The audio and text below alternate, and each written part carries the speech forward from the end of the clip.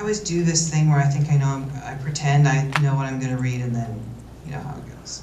So Thomas doesn't speak at all, and there's a huge spectrum of people with autism, and I focus on Tom's severity because it's another whole thing that's kind of unexplored and not really put out by the media very much. So I'll just set the stage with one of the poems called Bridge Collapses into the Mississippi. Check my time too, Rob. When the concrete finally surrendered to the weight of buses and shallow moons, when the open sigh of the river swallowed its own tongue, I imagine those cars and what the hard edge of water must feel like. Years will pass. The screeching will make unannounced visits on the nights when the river appears to be sleeping. As I close my eyes after the lamp goes off, I remember the day they told me you would never speak, not one word. There would only be sounds.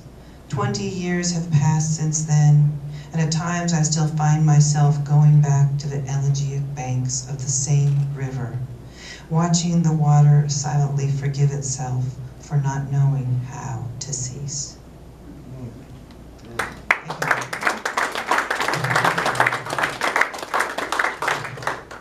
So there's a process that a lot of parents of kids with special needs go through, these annual reviews. And as they get older, it becomes more difficult for obvious reasons, but I would like to read this one that we just went through in April called Annual Review. We gather in a small room, tables, chairs, half-filled notebooks that try to tell your story. Someone new assigned to your case asked me questions I have answered 1,000 times. No, he can't brush his teeth. No, he can't make his own meals. Yes, he tries to make his bed, and sometimes he busses his own plates. Sometimes he cries and we don't know why. Sometimes he tears his clothes to shreds, and then we buy new ones. 1 hour and 20 minutes pass. Each person at the table closes their files. I want to tell them how you said cheese once when you stood at the refrigerator. Back then, there were no case managers, no funds to be dispersed, no team meetings. Just a boy whose blonde hair I combed each morning, and a silence that knew which way we were headed.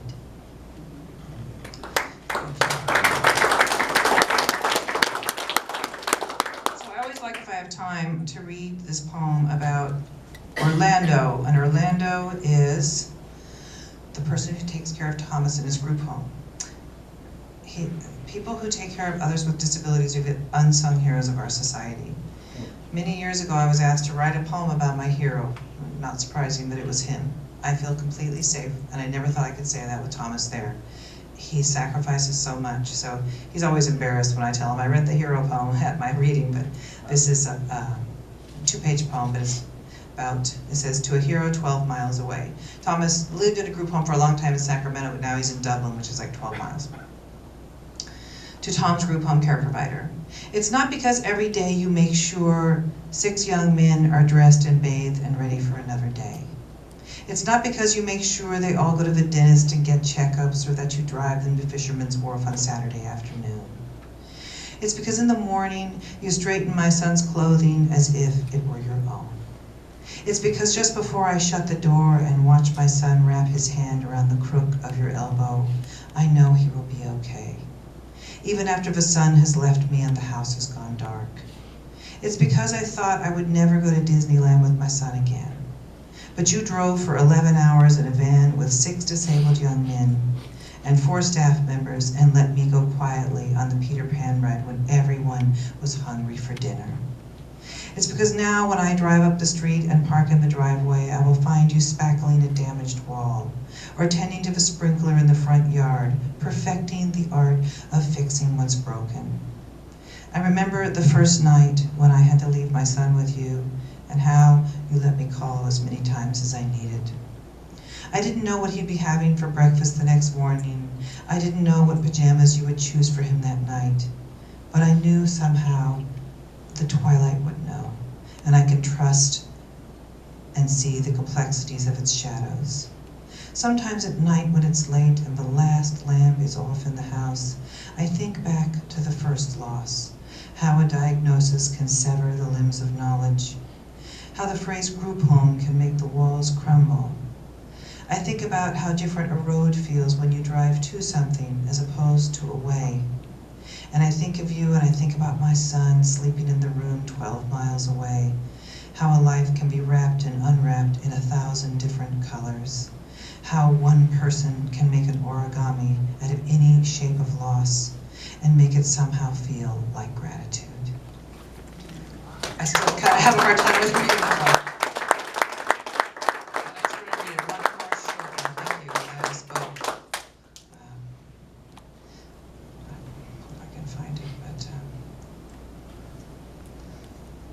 Page 25. Okay, it's not there. Forget it. All right, so I'm going to be going on to Floodwater. This was published in 2014 by my press, Glassliar Press, and they're out of Chicago, and they're wonderful. And they're going to be doing my next book as well. I wrote this book in 2014. Well, I wrote it in 2012, and how long it takes to get a book published. And the title more and more now comes back to me, Floodwater, because we're dealing with that so much in our society now. And I kind of felt like as I knew things would be getting worse. And it's about immersion, it's about loss and some things. But the first poem I'll open with is about a man who played the guitar in front of the CVS store for a long time, and I wrote this poem, and by the time I wanted to go back and give it to him, he had left. The man in front of the pharmacy plays the guitar, a Spanish ballad I barely recognize. I slip over his voice on the pavement, tripping on lyrics and averted gazes. I lay a few dollar bills in his guitar case, but I know I also should have put my bones inside.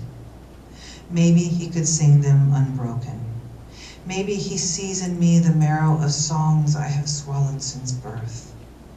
Maybe he understands the way a guitar pick can remind someone of exile, the way the strings say separated. Before I leave, he nods quietly and thanks me with his dark eyes. I look at him one last time and realize we both understand this long hairline fracture on the backside of autumn. Thank you.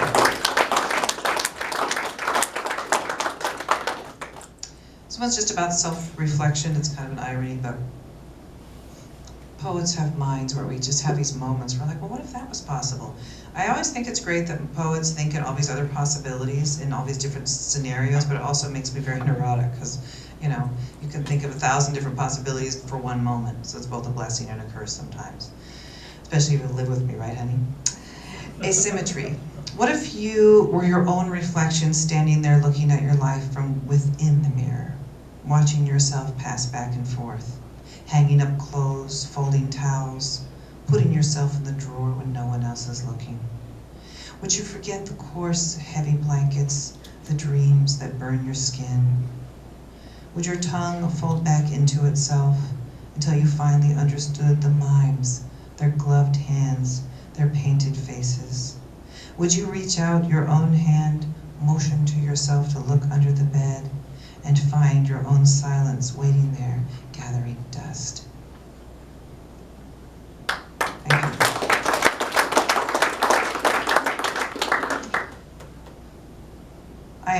I have a lot of struggles with whatever my faith is, so I call it Frankenfaith. There's a variety of a bunch of the stuff, but I went to this workshop with Jane Hirschfield once, and she said that all poems should be a little bit prayerful in some tiny way, or a large way. So this just kind of set off this idea of this poem, Incantation. There is an old church at the end of a dirt road inside each of us. Even if we never prayed or never believed in God, we found places to kneel when no one else is looking. Found a way to open the heavy door, look inside, and at least wonder who built the altar. We have folded our hands quietly while the field beside us has burned. We have said grace while our bones break. After we walk over the sacrament of a gravel path, we may even pause, look up at the trees, and remember why they took a vow of silence.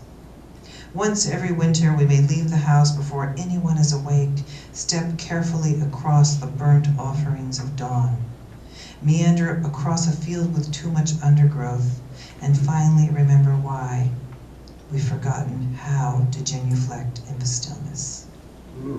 Thank you.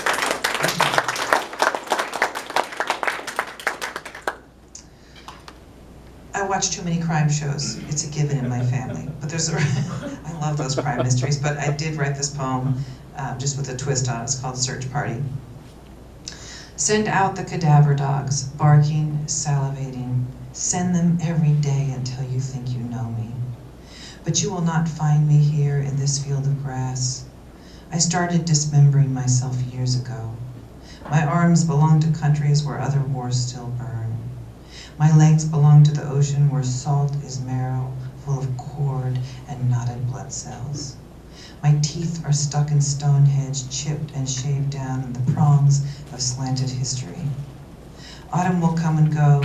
You will find only small bone fragments of this in this fallow clearing of land.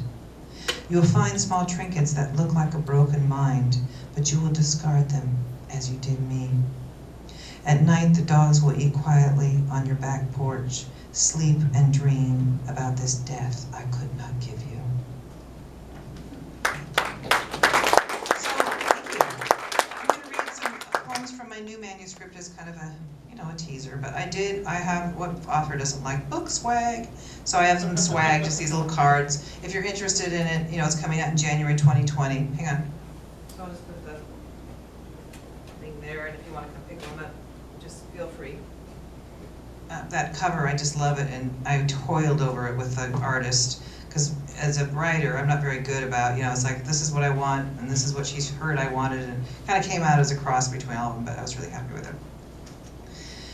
So some of the poems in Prime Meridian are about having a rough childhood and bad sexual abuse, and I'm okay saying that now in the Me Too era, but it was very hard for me to write this book even so.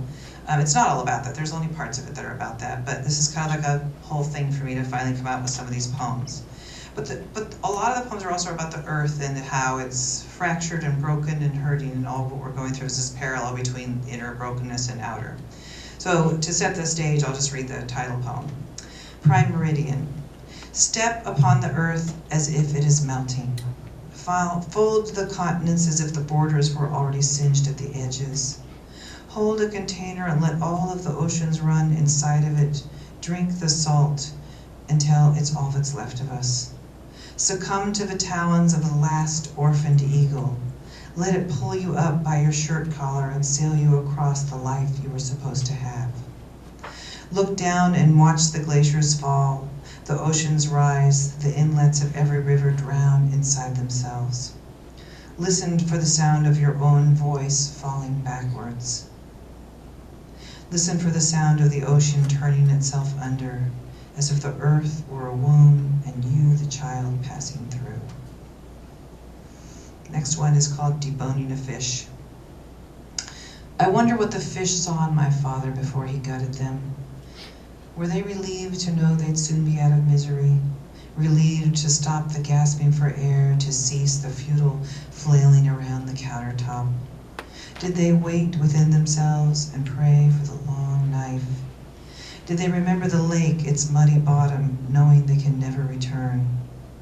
You can tell me, and I already know, that fish don't understand these kinds of things, but neither does a small child.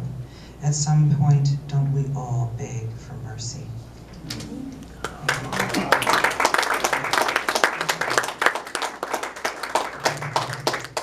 Then I'm gonna, when the Olympics were on, I was watching, I have a few more minutes, don't I, Rob? I was watching, of course, Simone Biles and everybody, but I was also reflecting back on when I was in gymnastics in high school, and my big hero was Nadia Comaneci, and the comparisons of those two, and there's all the different moves and everything. So this one, 1976 YouTube of Nadia Comaneci. I watched the video over and over, fixate on her thin frame, her small, poised hands. She was 14, I was 14. Her body takes flight above the uneven parallel bars. The first perfect 10 score. I sat on the hardwood floor, my legs crossed, pretzel-like, breakable. In 1976, I too was practicing floor exercise and found ways to unfold my body. I learned how to hold myself in specific postures and found ways to fall gracefully. Often I wondered about Romania. I wondered about small rooms and the way she looked at herself in the mirror late at night. I watched Nadia. I watched her. I prayed for her safe landing. I kneeled in front of a television set and ignored the smell of booze and the particular way it crept under my door at night. I wonder now if she looks back, does she ponder how she escaped? How a young woman will cross a border and decades later knowing she could never return. I'm